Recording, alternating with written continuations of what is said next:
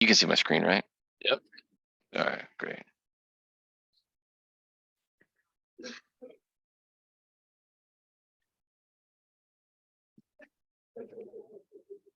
All right, here we go. Thanks, everyone. Give everyone a few minutes to filter in here.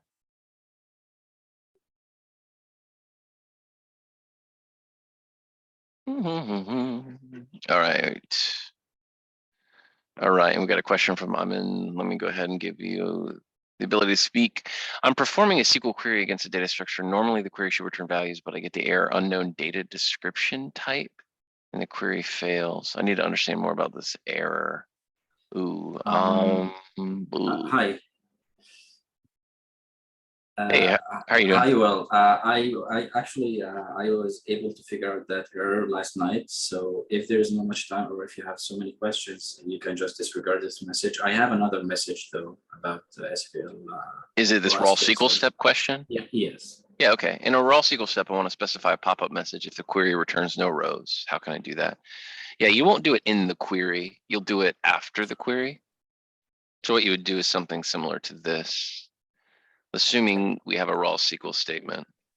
Let's find raw, here's raw SQL step. And then what you would do is look, you have steps to check if things are empty. Do we have a no data?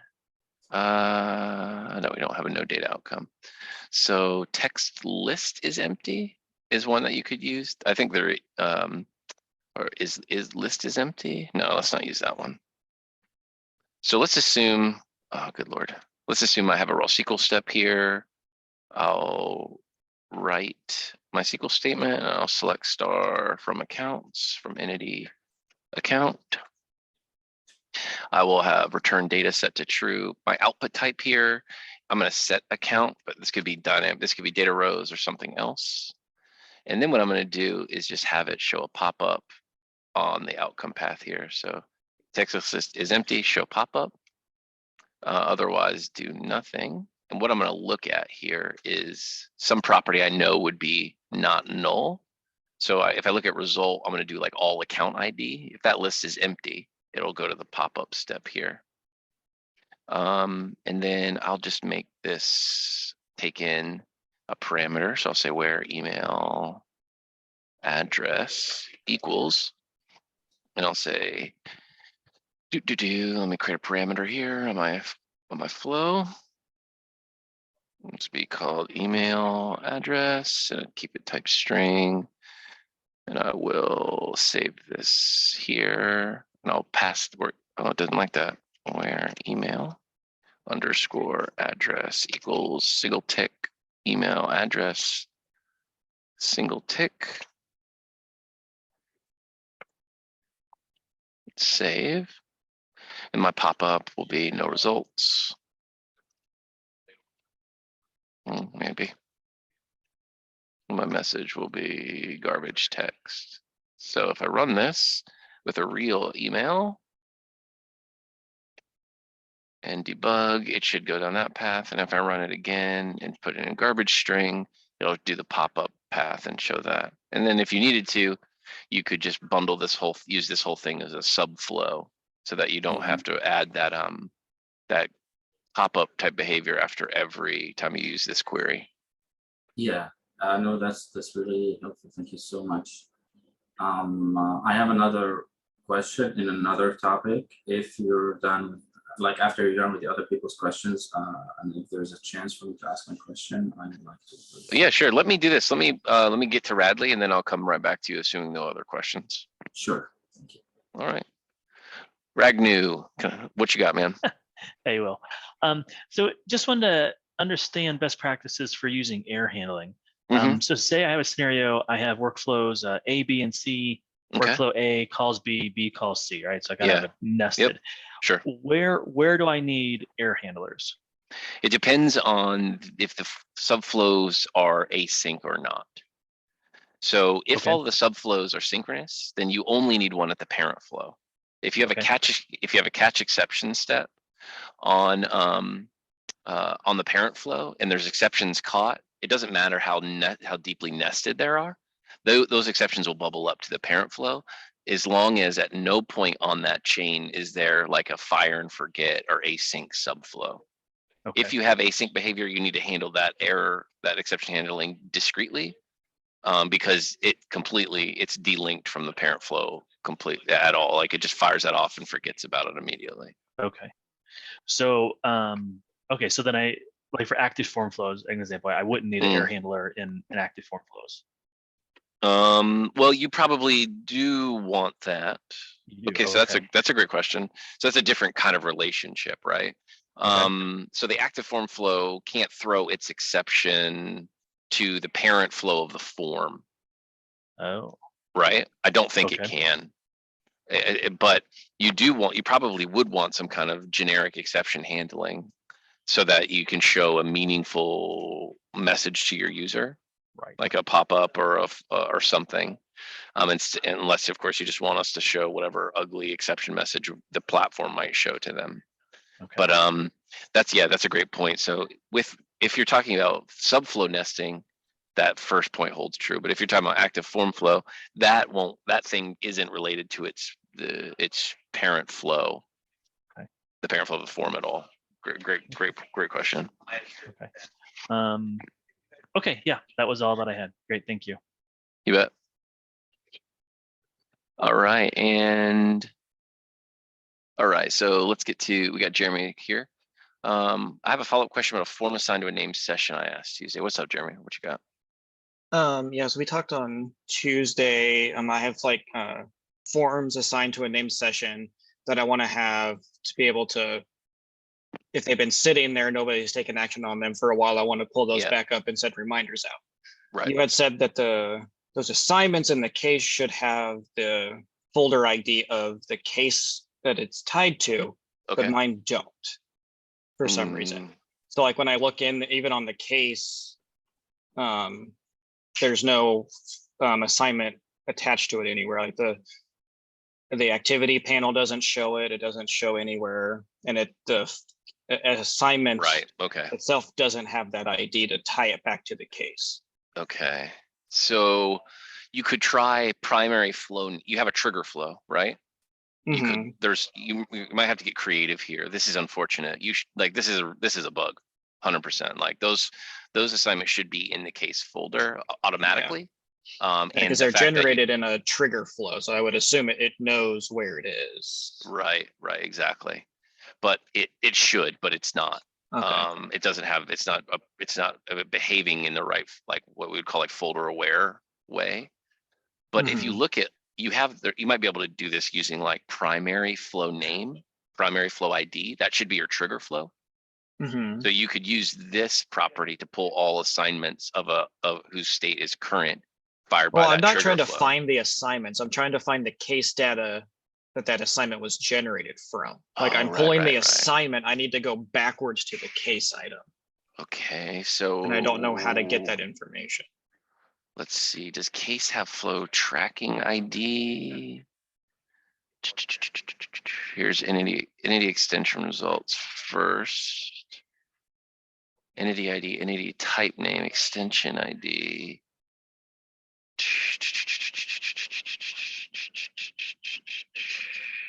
Stink.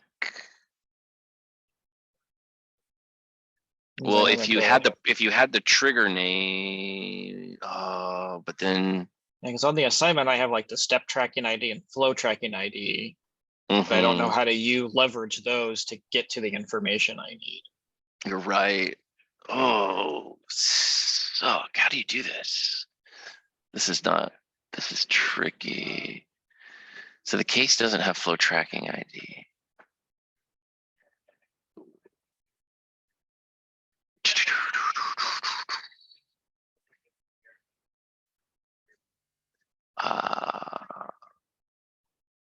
Well, the assignment has flow tracking. I don't know what to do here.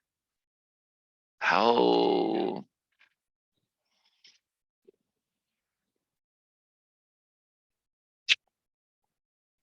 I think we need to get a code fix in for you to do this. How do you make a link between a case and assignment if The assignment is in a different folder. Yeah, Jim, I'm gonna have to dwell. I think this is gonna be probably like, we give you the ability to use, to set the folder ID on named sessions as the actual fix needed to get this, to get to this. I don't know how you get back to the case. Yeah, that just seems odd that that entity folder ID isn't populated on the assignment. Right. And it should be, I'm assuming it's null or some random Yeah, there's system not, yeah, folder it's, somewhere. yeah, I have a report looking at the assignments I want to report on, and there's that entity folder ID field is empty. Yeah. I think this is, I'm like looking through the tables in my mind right now, and we need some runtime value. And cases don't have flow tracking IDs, assignments do. And because a case doesn't have a flow tracking ID, is the assignment have like an ID in its name or a format, like it has the case number in its name or anything like that? Unfortunately, since it's assigned to a named session, I have no control over the name of the assignment. You can't even set the assignment name? I cannot. It does not allow that when it's assigned to a named session. All those options disappear when you go to named session. Yeah, okay. Because like normally when you do it assigned, you can set the name of the name of the assignment and the action name. Those two options disappear when you select names assigned to named session. Because that would be my workaround, is I would just put some identifier in the assignment name, but I'm unable to do that as well. Yeah, I think this is going to need to be a support ticket and likely a code fix in the platform for you, man. I don't think we can get this for you right now. Unless well, at least I know I'm not chasing my tail for no reason. No, you're not. And my apologies here. Like maybe we could give you a custom step or that could like get into the data of the runtime flow by flow tracking ID and give you the case ID back. Yeah, As that's would be right. The most basic information would be that, so then I can pull the case. I think that's about as good as we're going to be able to do here without making some code changes around name sessions. Yeah, and you think that the fact that it's not writing the folder ID is a bug that yes, for needs sure to be fixed as well? Correct. Yeah, like if you put an assigned form in a in a flow with a setup process folder, it reads the process folder context. We call this like folder aware, and then deposits itself in there. Yeah, cases are newer than process folders, and so we're not handling that in the way we should be right now. Okay. But we should. It should be folder aware in the same way a process folder is. And is our sort of like preferred future path for stuff. So I mean, like cases should behave equal to or better than process folders. Yeah. I do so like them better than process folders. Yeah, let me get a ticket in for you here, and then I think what we could do is probably give you a custom step that could take flow tracking ID from the assignment and spit back out the case folder ID based on like unpacking the data of the flow. I think that's about as good as we're gonna be able to do here for you. Okay. Yeah, so I'll get a ticket in and have someone follow back up on that ticket. All right, thank you. You bet. All right, and then that takes us back to what do you have for us? What's your follow-on question, sir? Hi, yes, I actually writing. Can I just send my message? I wrote some details.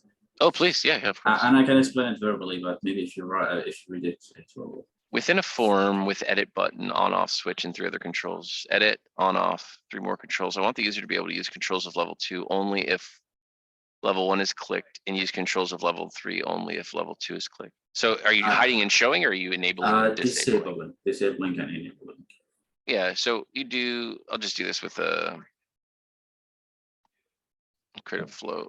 Let me create a folder here.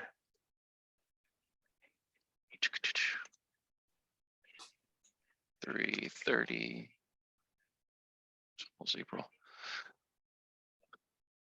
Create. Show form. Picker create form.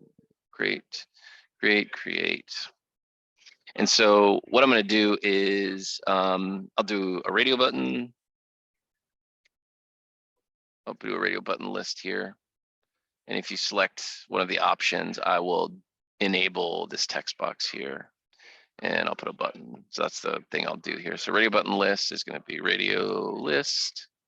And the type will be string.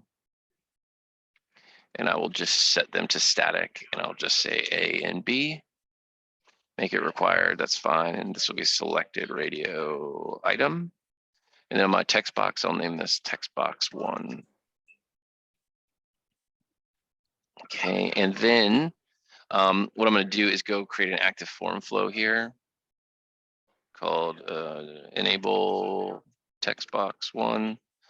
And I'll edit this flow. And what I'm going to do is use our form rules in our active form flow here. And I'm going to check the value. And so here I'll say, I'll use an equal step. And I'll say string equals case insensitive. And what I'm going to check is if the value of form data, radio button list, selected item is B. And if it is, I'm going to disable. So here's form rules, and I'll find disable control. Otherwise, if it's not, I'm going to enable the control. So if it is B, I will enable, and if it's not B, I will disable. That's the logic in this flow here. Now disable control, I'll go ahead and select value form data text box, and I'll do the same thing for enable. Select value form data text box. I'll come back to my flow here.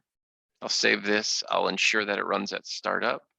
And I'll make sure it fires on the selection change of the radio button list. Now, I usually get this wrong the first time, but that should allow me.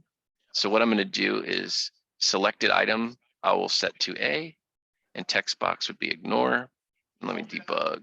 So I'll run this. And my thing is disabled. And if I click B, it is now enabled. So that's kind of the general pattern here. You just have to create the dependency relationships between these things in your active form flow. Yes, yeah. Okay, yeah, thank you very much. Yeah, you bet. Happy to help. Yes, Question. Okay, and here we go. Question from Tyson. Excel, need to make an Excel doc with 2 worksheets using the list to CSV mapping step. Oof. Well, I'm not sure we can do, I don't think you can do it that specific step. List to CSV, so you get a CSV out of that step, right? You do, but I mean, whatever you want to show me, I'll do whatever. List to CSV was just how I know to make Excel docs. Yeah, but there's a bunch of steps here. So I think there's add worksheet. Add worksheet takes in file, a CSV file type, file data, and worksheet name. So would you do like a create file first? Yeah, probably. So if we do a create new Excel file, Okay. and then we do a list to CSV mapping here. Not that I have a good one. So Yeah, no, you're good. we'll do fetch entities, and we'll fetch accounts. And then we'll do a create new Excel file. This will be called the Tyson example. And the sheet name is a list of strings. 1, 2. I wasn't expecting sheet name. Maybe I could add multiple worksheets. Okay, and then output type is auto select. Start on row 1. Okay, and input is going to be my entity results, which come from here. So entity results is my account array. Then I'll come do my item mapping, and my item will be build data, and I will do field 1 and field 2. Oh no, that's not what I want. 1, 2. Where's the? And then you got to click the Yeah, that's wonderfully. Yeah, that's wonderfully intuitive. There's email address. I'll do email address and account ID. And I'll just do the same thing twice just to save myself the hassle. So this is outcome file 1. Okay. And I'm gonna copy paste, name this thing outcome file 2. And then I'm gonna add worksheet. And the file type should be constant auto select. The input will be outcome file 2. And then worksheet name would be 3. This example is not going to work exactly right. And then I No, guess no, I need this to is good. download it, or yeah, so I guess I need a form to download. I can't really show it very well, can I? This probably gives me, if I'm right, this is going to give me 2 empty sheets plus 1 sheet with data. Which is I perfect because then I can right. just map to that one. So here's file download. Here's my button. Okay. And then I'm going to map. My outcome was add worksheet 1 output. So I'll map add sheet worksheet 1 output to ASDF. And then I'll end. So let me run this and see. Okay, so add worksheet failed. The process cannot access. It's being used by another process. Oh, interesting. Let me see real quick. Something's wrong here. Oops, compute date. Constant. Just give it a 2-second pause here. Debug, run. Invalid access. Oh, of course. Wonderful. What's wrong with you? I've got a lock on a file. That shouldn't be happening. Let me just delay then. I think this is a known issue in the build I'm on in certain scenarios. I'll delay for a second here and try this. Okay, so there's download file. I'll open this up in Google Sheets in just a minute. Yeah, no, you're good. I see I the mean- data. So but it's named data. Well, it's not, I don't see any worksheets. Hold on, add worksheet. I need to update file data. Hold on, I see. Let me do data, Excel. And the input is add worksheet. I'm adding an index. I need to update file, right? Update file with data. Create new Excel file and add a worksheet. But the input. Oh wait, hold on, I'm missing something. I want to. All right, I don't have combine. I don't have a combine step here. I can add an empty worksheet to an existing file. So here, if this was an outcome file too, if this was actually create new Excel file output, and then I ran this again, my CSV should have 3 sheets, right? What am I missing? 1, 2, 3. Okay, I now have an Excel file with 3 sheets. What step lets me insert values to a particular sheet? I think then I have to get into like using like set value. Or or set values in row or column. And on this, you can specify worksheet number. The worksheet number. Perfect. Cool. Yeah, you're going to have to do something. And so you have to like iterate the rows with your collection, and set values in row is okay.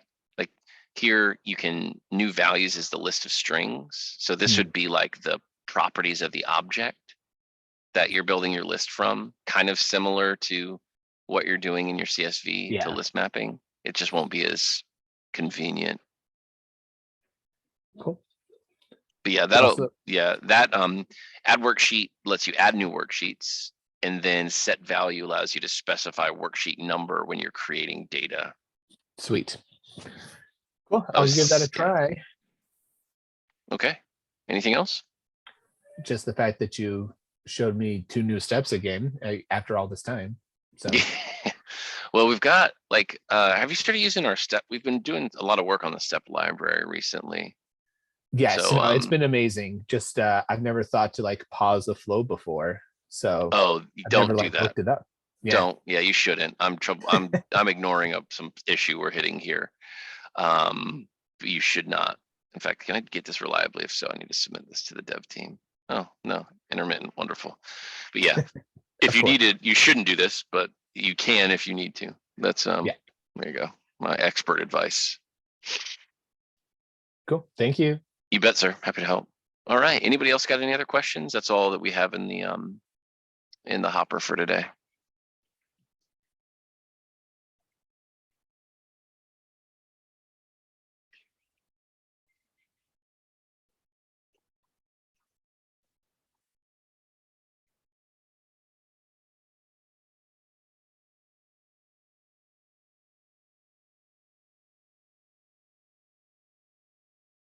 All right. Give everyone just a minute in case there's something else.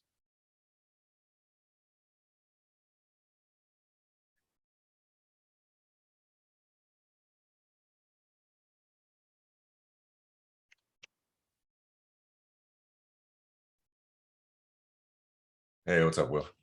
Hey, what's up, man? We have a thing where we download a bunch of files and they can vary in size from maybe a megabyte to 30 megabytes. And there's no way to identify from the name or anything like that which is which, because they could be one of two different types, right? But it's basically an XML file, so that type is in a node inside the file, right? So I'm wondering what the best practice or the best way to do that is to grab that to identify what type of file this is without taking a huge performance hit and loading up a bunch of 30 meg files into memory or something like that. You're trying to determine file size at runtime and then. Well, so it's an XML file, and in one of the XML nodes, it says, okay, this is type 1 and this is type 2, right? So what I really want to do is basically go into it and determine the file type, right? Okay. So right now I'm doing it by just reading the file as a string and then doing an extract text between the nodes. Okay. I see. Is that reasonable to do that? Like, I was afraid of using load file because I don't want to, if I have 100 of them and they're all, 30 megabytes plus, like I'm worried about loading all those and eating up memory. Well, I'd probably use XPath over that. But you still have the file. How are you reading it as a string? Aren't you still getting all the string contents in memory? Yeah, see, that's what I was worried about too. So if you don't mind elaborating on the XPath step and kind of how that works, I'd be open to use Well, I'm not sure. It doesn't. I don't think it helps your answer, but XPath is like a XML like search language. Yeah. Do I have to have that loaded in like an XML structure before I can use that? It should just be a string. No, it's just a generic. Any XML text can be traversed using XPath. Okay, gotcha. So you pass it in a file return type. You can specify return types if you want, but you can just output the values that you get. So XPath is a good way, instead of doing string splits or whatever it might be that you're doing. Yeah. To get that, XPath is going to be a better, more sort of robust way to get at that value. I see. Because you can do subpaths and paths, and there's all sorts of XPath Right. stuff on the what the heck? Let's try that again. XPath examples. There you go, XPath examples. And so you can write XPath and then get all the titles. Sure. Just get the title values from books in a bookstore, right? Given whatever. But I still but have to bring that string or that file data into the flow to do that. Right. Yeah, you're still doing that though. Okay. And so I don't know of a way. Does it dump? So right now I have it hooked up to a run flows for list. Yeah. And I have it running async. So once those async flows end, it basically dumps it. Like it just uses it for what it needs to use it for and then unloads it. Correct. That should get cleaned up. Yeah. So yeah, otherwise it's going to hold on all that content until the main flow itself ends. Gotcha. Okay. So I think you've got the right pattern there to try to minimize your memory footprint, I guess. I gotcha. And that's where I was just about to start going. So I think you're already over that. So, I mean, if it's working today, it might not be a problem, but if you wanted to be a bit more robust and not deal with string manipulation, XPath might be something to look at. Okay, I'll explore that. But yeah, I don't think there's any way to get around accessing the whole file, right? To deal with it. Yeah, the only other thing I was thinking is maybe there was some sort of step in the .NET libraries, because we're still on 6, so we have that stuff in there and whatnot. But because in Windows, I think there's a way that you can search file contents, but I don't know if that'd be any faster or better performing, or if there's even a way I could do that in. I mean, maybe not in our tool. Like if there's a way to do it in PowerShell, that you could just make a PowerShell call. Yeah, I thought about that too. But- I didn't want to go down that road. Okay, I'll explore the XPath thing. Okay, yeah. Yeah, I think that's probably, I don't know that's a meaningful change if it's already working for you though, David, so. It might just be, yeah. Might not be worth any effort if you've already got it working, so. What else we got? Anybody else? As we dwindle, as the crowd dwindles down.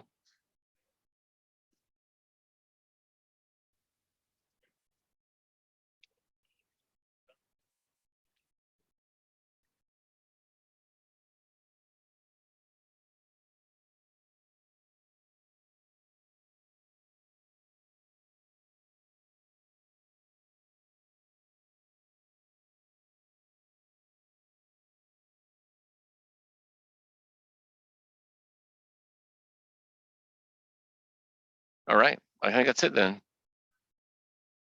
Okay, great.